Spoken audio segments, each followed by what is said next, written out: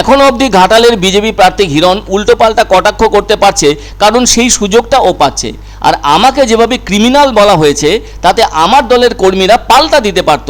মঙ্গলবার ব্যারাকপুর লোকসভা কেন্দ্রে তৃণমূল প্রার্থী পার্থ ভৌমিকের সমর্থনে ভোট প্রচারে এসে এসব কথা বললেন ঘাটালের তৃণমূল প্রার্থী দীপক অধিকারী তথা অভিনেতা দেব। তিনি এদিন ব্যারাকপুর লোকসভা কেন্দ্রের অন্তর্গত আমডাঙ্গা বিধানসভা দত্তপুকুর এলাকায় তৃণমূল কংগ্রেস প্রার্থী পার্থ ভৌমিকের সমর্থনে দত্তপুকুর চালতাবেরিয়া থেকে নিবাধুই স্কুল মাঠ পর্যন্ত 3 কিলোমিটার দূরত্ব রোড শো করলেন দেব।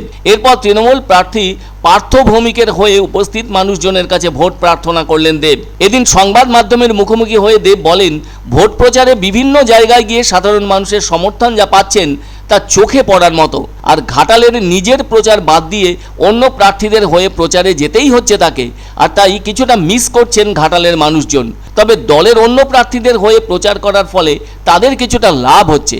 দেবকে বিভিন্নভাবে কটাক্ষ করছেন ঘাটালের অভিনেতা প্রার্থী বিজেপির হিরণ চ্যাটার্জি। এ ব্যাপারে দেব বলেন, আমি অন্যদের মতো নই যে জোর করে ভোট নেব, তবে আগের থেকে বেশি ভোটে জেতার ব্যাপারে আশাবাদী।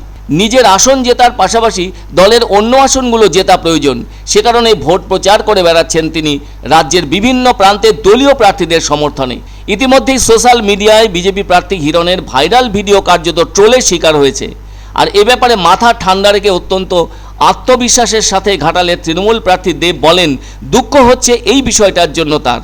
দেব বরাবরই শান্তিপূর্ণ ভোটের জন্য সওয়াল করে এসেছেন, তাই চতুর্থ দফার নির্বাচনের পরও সেই প্রসঙ্গটি আবারও মনে করিয়ে দিলেন দেব রাজনৈতিক ব্যক্তিত্বদের। প্রসঙ্গত, তৃতীয় দফার ভোট শান্তিপূর্ণভাবে মিটলেও চতুর্থ দফার ভোটে বেশ কিছু জায়গায় অশান্তির ছবি উঠে এসেছে। এ ব্যাপারে দেব বলেন, শান্তিপূর্ণভাবে ভোট হওয়া উচিত, আর আমার আচরণে, আমার ব্যবহারে, আমার কথাবার্তার মধ্য দিয়ে এখনো পর্যন্ত কাউকে কোনো রকম আঘাত করার বিষয় আসেনি। সেই কারণে ঘাটাল এখনো শান্ত আছে। আর হিরণ যেটা করছে তাতে আমার দলের কর্মীরাও পাল্টা দিতে পারত। আর এভাবে বলে যদি জিততে চায় তাহলে ও জিতুক। আমার ব্যবহারে যদি এটা প্রমাণ করতে পারি তাহলে ভালোবাসা দিয়ে ভোট হতে পারে, এবং ভালোবাসা দিয়ে ভোটে জেতা যায়। তাহলে সে পথে কেন ভোট হবে না বলে জানান দেব। যাই হোক, এদিন তিনি পার্থ ভৌমিকের হয়ে বলেন, ব্যারাকপুর লোকসভা আসনটি তৃণমূলের পক্ষে হতে হবে, সেজন্যই তার এদিনের রোড শো। এই ব্যারাকপুর লোকসভা কেন্দ্রের অধীনে রয়েছে যে 7টি বিধানসভা আসন, সেগুলি হলো আমডাঙ্গা, বীজপুর, নৈহাটি, ভাটপাড়া, জগদ্দল, নোয়াপাড়া ও ব্যারাকপুর।